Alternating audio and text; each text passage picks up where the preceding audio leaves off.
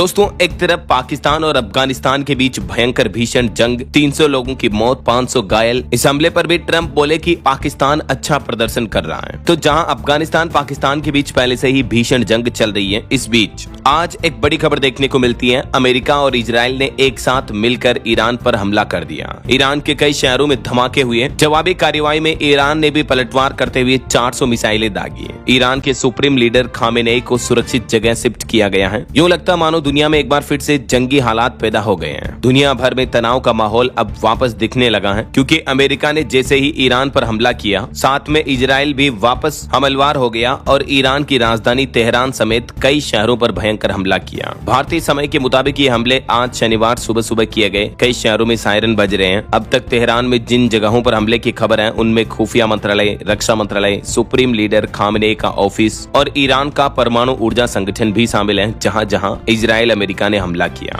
America और Israel दोनों मिलकर ज्वाइंट मिलिट्री एक्शन ले रहे हैं ईरान के खिलाफ। इजराइल ने ईरान के खिलाफ अपने इस नए अभियान का नाम रखा है लियोनस रोर, यानी शेर की दहाड़। वहीं अल जजीरा से मिली जानकारियों के हवालों से पता चला कि अमेरिका और इजराइल का ये ज्वाइंट मिलिट्री ऑपरेशन है। ये कुछ तस्वीरें देखिए आप। इजराइल ने शनिवार को जो ईरान के कई शहरों पर हमला किया, उसके बाद कई शहरों से धुएं के गुब्बार उड़ते नजर आए। लोगों में डर का और दहशत का माहौल है। अब देखिए अमेरिका ने क्या प्लानिंग की थी ईरान पर हमला करने की। अभी कुछ दिन पहले मैंने आपको एक रिपोर्ट बताई थी कि भारत सरकार ने भी भारतीय लोगों के लिए जो ईरान में रह रहे हैं या ईरान में घूमने वगैरह गए हैं, उनके लिए एडवाइजरी जारी की थी, जिसमें कहा था कि ईरान से भारतीय लोग तुरंत बाहर निकले। भारतीयों के लिए जो विदेश मंत्रालय ने अलर्ट जारी किया था, एडवाइजरी जारी की थी, क्योंकि पहले ही पता था कि अमेरिका कभी भी ईरान पर हमला कर सकता है। यही वजह कि भारत के विदेश मंत्रालय ने हमारे भारतीय नागरिकों के लिए चेतावनी जारी की थी, राइट? क्योंकि ऐसे युद्ध के हालातों में तो फिर फंस जाते हैं लोग बाग। अब देखिए, ये ईरान के आसपास के जो 6 देश हैं, यहाँ 9 अमेरिकी बेस बनाए हैं यूएस ने।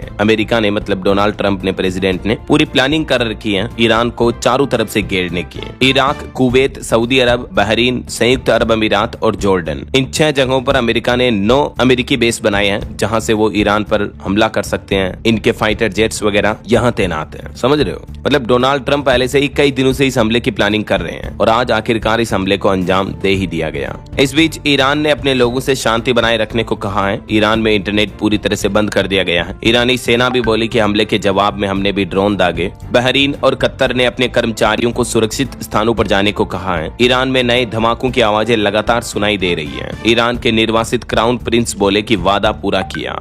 ईरान के क्राउन प्रिंस का कहना कि अमेरिका के राष्ट्रपति ने जो ईरान की जनता से मदद का वादा किया था, वो अब पूरा किया जा रहा है। वहीं उधर इजराइल के पीएम नेतन्याहू बोले कि ईरान की मौजूदा सरकार से पूरी दुनिया को खतरा है और अमेरिकी राष्ट्रपति डोनाल्ड ट्रंप ने तो सीधे सीधे ईरानी सैनिकों को सरेंडर करने को भी कह दिया है। इस बीच खबर है, इजराइल के भी उत्तरी हिस्सों में धमाके की आवाजें सुनाई गई है। मतलब ईरान भी जवाबी कार्रवाई कर रहा है इजराइल पर। ईरान ने भी इजराइल पर कई मिसाइलें दागी। अभी डोनाल्ड ट्रंप ने मिडिल ईस्ट में तकरीबन 30 से 40 हजार अमेरिकी सैनिक तैनात कर रखे हैं। ये एग्जैक्टली वो मैप में आप देख सकते हैं कि मिडिल ईस्ट में अमेरिकी बेस में कहां कहां अमेरिका ने अपनी झांकी जमा रखी है पहले से ही, ताकि ईरान को चारों तरफ से घेर कर सबक सिखाया जा सके। अमेरिका इजराइल ने एक साथ जब ईरान पर हमला किया तो मुस्लिम देश ने कहा कि जंग आपने शुरू की, लेकिन अंत आपके हाथ में नहीं होगा। और अभी एक दिन पहले से तो आपको पता होगा, पाकिस्तान और अफगानिस्तान के बीच भी जो जंग चल रही है वो और ज्यादा बढ़ चुकी है। अब तक 300 की मौत, 500 से ज्यादा घायलों की खबरें आ रही हैं। और आज एक बड़ी हवाई दुर्घटना भी हो गई। बोलीविया में करेंसी से भरा एक प्लेन क्रैश हो गया। 15 लोगों की मौत हो गई, 30 लोग घायल हो गए। खराब मौसम के कारण ये रनवे से फिसल गया था। बोलीविया के